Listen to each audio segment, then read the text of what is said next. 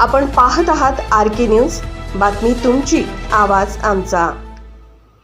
जरा सोचिए, आप एक सुनसान हरे भरे गांव की पगडंडी पर चल रहे हैं। चारों ओर हल्की हल्की हवा बह रही है, कहीं कहीं झाड़ियां और बीच बीच में पुराने पत्थर जिन पर वक्त की छाप साफ दिखती है। अचानक आपकी नजर एक अजीब सी आकृति पर पड़ती है जो आधी मिट्टी और झाड़ियों में छुपी हुई है। जिज्ञासा आपको पास खींच ले जाती है और जैसे ही आप झाड़ियों को हटाते हैं, सामने प्रकट होती है एक बारीकी से तराशी गई प्राचीन मूर्ति। जी हाँ, ये कोई काल्पनिक कहानी नहीं, बल्कि पुडुकोट्टई जिले के वेल्लाला कोट्टायूर गांव में हाल ही में घटी सच्ची घटना है। तमिलनाडु के इस इलाके में झाड़ियों के बीच से मिली यह अद्भुत मूर्ति जैन धर्म के 24वें तीर्थंकर महावीर स्वामी की मानी जा रही है। पुरातत्व विशेषज्ञों के मुताबिक यह 9वीं सदी की है और चोलकालीन शिल्प परंपरा का बेहतरीन उदाहरण है। इस खोज ने न सिर्फ इतिहास प्रेमियों का ध्यान खींचा है, बल्कि एक बार फिर यह साबित किया है कि हमारी धरती के हर कोने में अतीत की अनगिनत कहानियां दबी हुई हैं। कहते हैं, इतिहास किताबों से ज्यादा मिट्टी, पत्थर और खामोश खंडहरों में जीवित रहता है। इस मूर्ति को सबसे पहले एक सरकारी कर्मचारी ने देखा जो संयोग से इस इलाके से गुजर रहा था। उसे लगा कि यह कोई साधारण पत्थर है, लेकिन करीब जाने पर पत्थर पर बनी बारीक नक्काशी ने उसे चौंका दिया। उसने तुरंत इसकी सूचना स्थानीय पुरातत्व टीम को दी।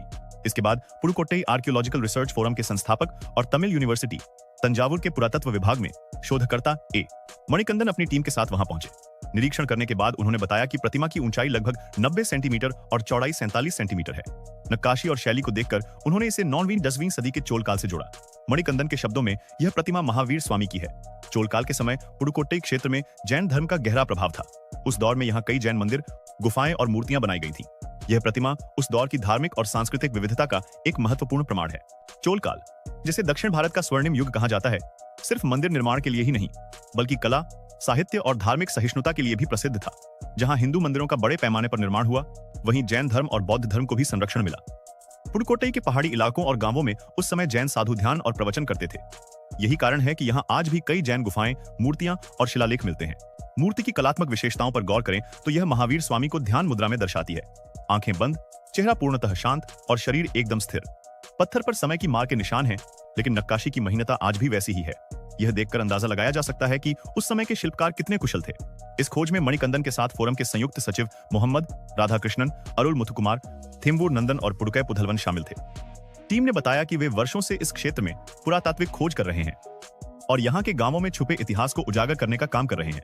मोहम्मद ने कहा, ऐसी खोजें हमें हमारी जड़ों से जोड़ती हैं, लेकिन यह भी जरूरी है कि इन्हें जल्द से जल्द संरक्षित किया जाए, वरना समय, मौसम और मानवीय लापरवाही से ये हमेशा के लिए नष्ट हो सकती हैं। दरअसल तमिलनाडु में पहले भी कई प्राचीन मूर्तियां चोरी या क्षतिग्रस्त हो चुकी हैं।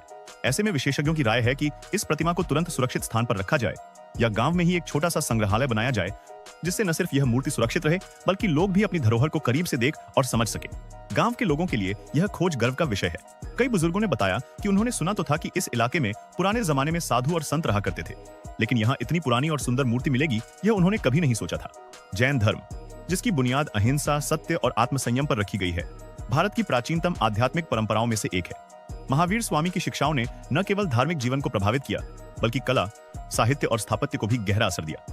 पुडुकोट्टई और उसके आसपास की मिली जैन मूर्तियां इस बात का प्रमाण है कि दक्षिण भारत में भी जैन संस्कृति उतनी ही समृद्ध और प्रभावशाली रही है जितनी उत्तर भारत में। अगर इस खोज को सही तरीके से संरक्षित और प्रस्तुत किया जाए, तो यह पुडुकोट्टई को ऐतिहासिक पर्यटन के नक्शे पर और प्रमुख बना सकती है।